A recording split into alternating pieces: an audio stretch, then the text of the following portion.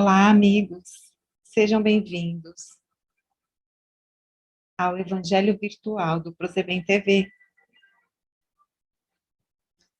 Vamos harmonizar nosso ambiente, nossa casa, nossos pensamentos, nossa psicosfera, buscando do alto que vem de Deus, a paz e a harmonia para os nossos lares, para os lares dos nossos vizinhos, da nossa comunidade. Que harmonia. Vamos harmonizar então com a leitura. Não se prenda às opiniões da multidão. Viva a sua vida de acordo com as luzes que lhe chegam do alto. A multidão julga o lado exterior. O íntimo só Deus conhece. O mundo não pode conhecer os ensinamentos de amor do Mestre. Prefira obedecer ao Mestre, amando sempre, e não dê valor às opiniões da multidão, que tudo faz para que sejamos iguais a ela, sem personalidade e sem opinião própria. Uma boa reflexão a respeito do quanto nós nos importamos com as opiniões alheias, ao ponto de muitas vezes abandonar ações em prol da nossa própria evolução, do exercício do amor ao próximo que Jesus tanto nos outorga, né? Nos solicita, porque ficamos envergonhados, porque não temos companhia, e essa ação acaba perdendo o sentido, né? Então, que possamos pensar mais que as nossas ações cabe mais à nossa consciência submetê-la, porque é entre nós e Deus.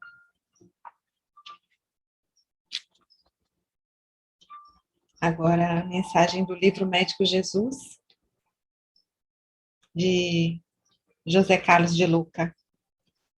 As células do nosso organismo se alimentam do mesmo teor dos nossos pensamentos. Tudo o que se passa na mente se passa no corpo. Você não é apenas o que come, é também o que pensa. Basta constatar como as lembranças tristes e amargas nos trazem sensações físicas desagradáveis. O corpo sente o que a mente pensa constantemente. Selecione seus pensamentos, tanto quanto você seleciona os alimentos que leva à boca. Os bons pensamentos geram boas sensações corporais. E isso quer dizer que o corpo aprovou nosso modo de pensar. Procure pensar naquilo que você deseja que aconteça em seu caminho. Se quiser se curar, pense na saúde e não na enfermidade. Um bom olhar, aquele capaz de trazer luz ao corpo, significa um olhar de positividade, de fé, de alegria, de total confiança de que o bem em nossa mente faz entrar o bem em nossa vida. Que mensagem rica, que lembrete importante. Pensar mais na saúde, na prosperidade, em como nós queremos vencer nos nossos obstáculos, na força que vem de dentro da gente, que nos conecta na fé que temos em Deus.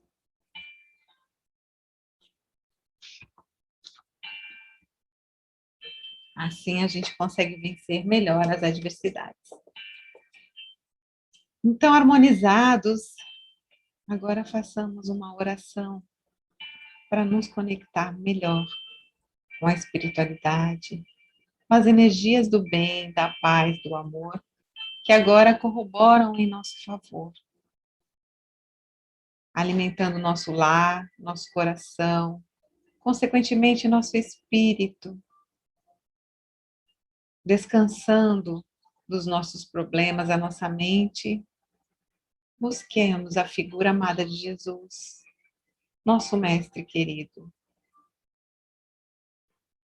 Ó Jesus, que passaste por esse mundo, nos trazendo tantas mensagens, para que acordemos do nosso individualismo, do nosso egoísmo, e busquemos no entendimento do teu evangelho o nosso caminho para a verdadeira vida, consequentemente para a verdadeira felicidade.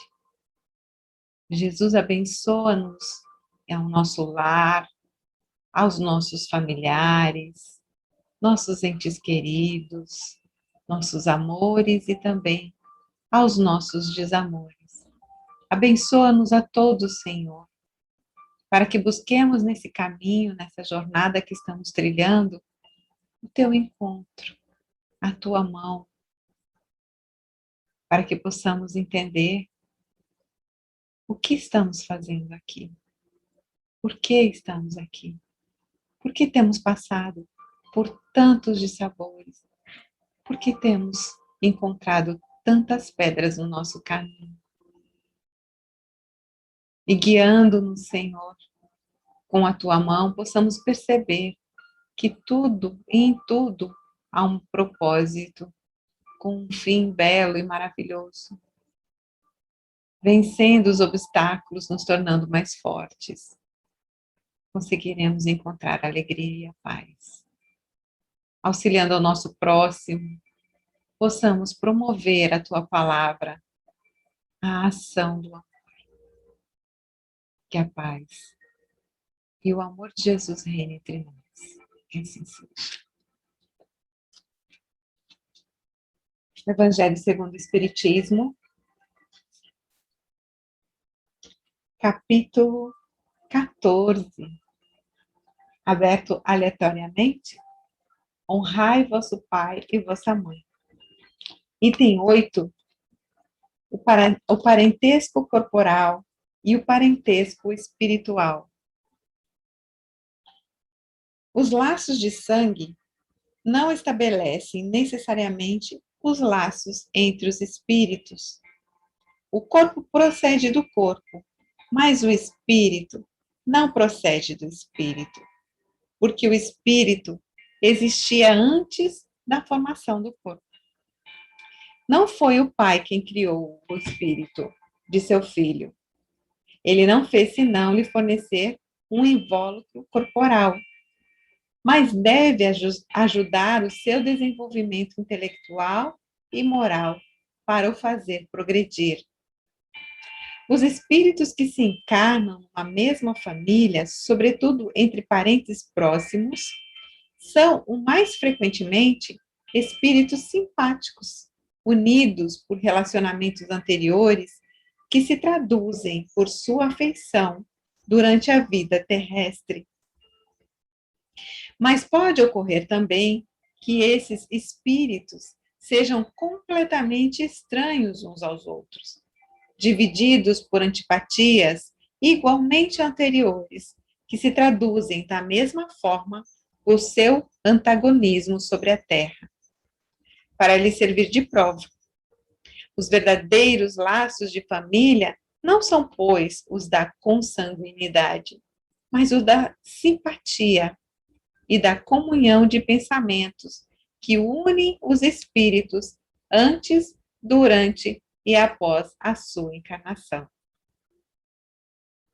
De onde se segue que dois seres nascidos de pais diferentes podem ser mais irmãos pelo espírito do que se fossem pelo sangue.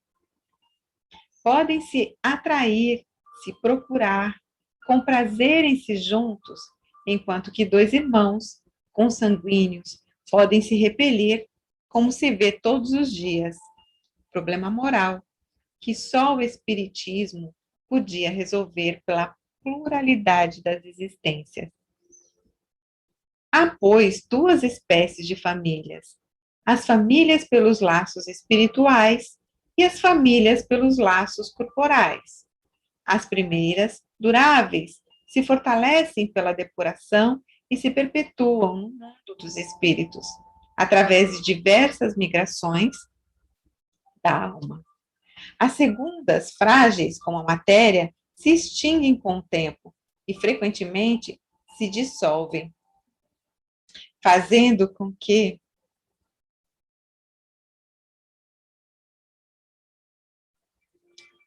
por isso Jesus quis nos fazer compreender, em dizendo aos seus discípulos: eis minha mãe e meus irmãos. Quer dizer, minha família pelos laços do Espírito, porque quem quer que faça a vontade do meu Pai, que está nos céus, é meu irmão, minha mãe e minha irmã. A hostilidade de seus irmãos está claramente expressa na narração de São Marcos, uma vez que, disse ele, se propunham se apoderar dele sob o pretexto de que havia perdido o espírito. A notícia de sua chegada, conhecendo seus sentimentos a seu respeito, era natural que dissesse, falando aos seus discípulos do ponto de vista espiritual: eis meus verdadeiros irmãos. Sua mãe se encontrava entre eles e generalizava o ensino. Sua mãe se encontrava com eles e generalizava o ensino, o que não implica, de nenhum modo, que tenha pretendido que sua mãe, segundo o corpo, não lhe era nada como espírito, e que não tivesse por ela senão indiferença. Sua conduta, em outras circunstâncias, provou suficientemente o contrário. Nessa passagem do Evangelho segundo o Espiritismo, que se refere ao Evangelho de São Marcos,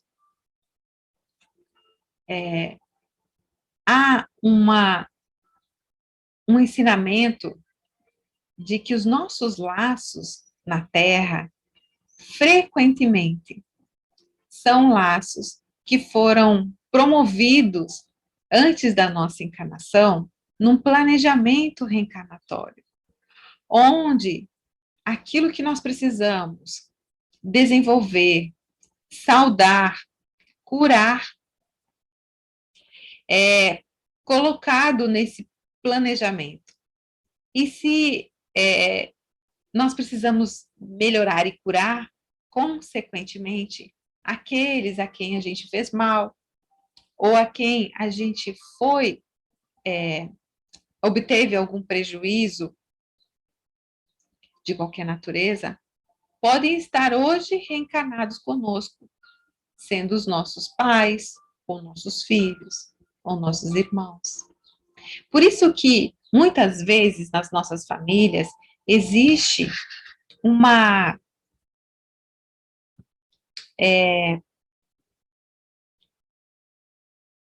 diferença, divergência, onde as pessoas ali se sentem, de certa forma, com energias inversas. Onde deveria existir amor, existe aversão. Onde deveria existir o cuidado, existe aquele sentimento de repulsa. E isso porque muitas vezes algumas reminiscências daquele evento passado ainda é muito forte. Mas isso não quer dizer que devemos abandonar a nossa família, esses entes que nos trazem algum tipo de problema, de convívio. Pelo contrário, existe aí uma necessidade muito grande nessa reencarnação de restaurar a energia do amor, da fraternidade. Mas não podemos esquecer que não estamos só e que junto a nós existem outros espíritos, às vezes encarnados, às vezes desencarnados, que nos amam muito, que nos auxiliam, que nos querem bem, que nos amparam sempre que necessário. que são verdadeiros companheiros de jornada, tanto encarnados quanto desencarnados. Esses, sim, são os nossos familiares, a nossa família espiritual.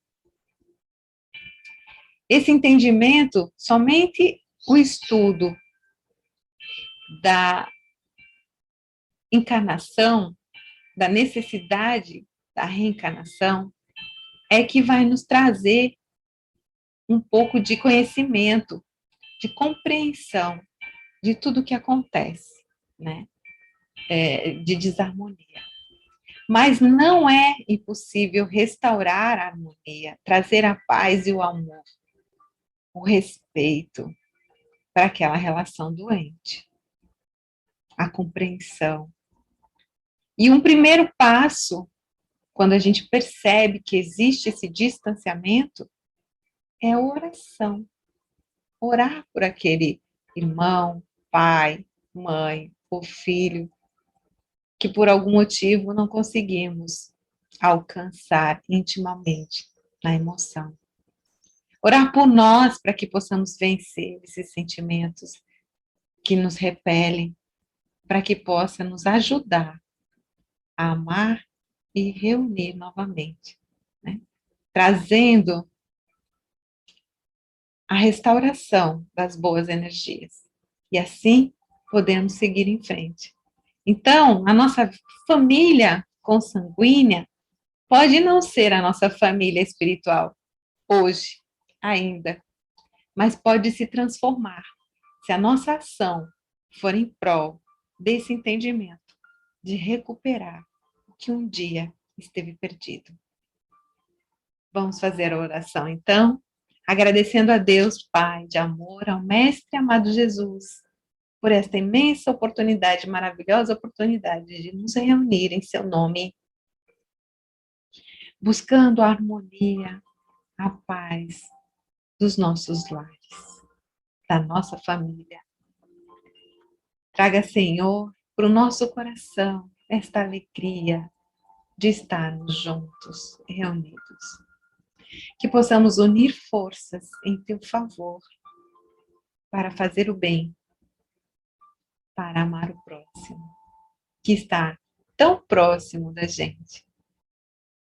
Pedimos também, Senhor, energias para fluidificar a nossa água e que ela nos traga bem-estar e harmonia. Pedimos também, Senhor, pelos nossos vizinhos, pela nossa comunidade, pelos nossos governantes, para que todos encontrem em Ti a luz a iluminar o seu caminho e que a paz e o amor reine sempre entre nós. Que assim seja.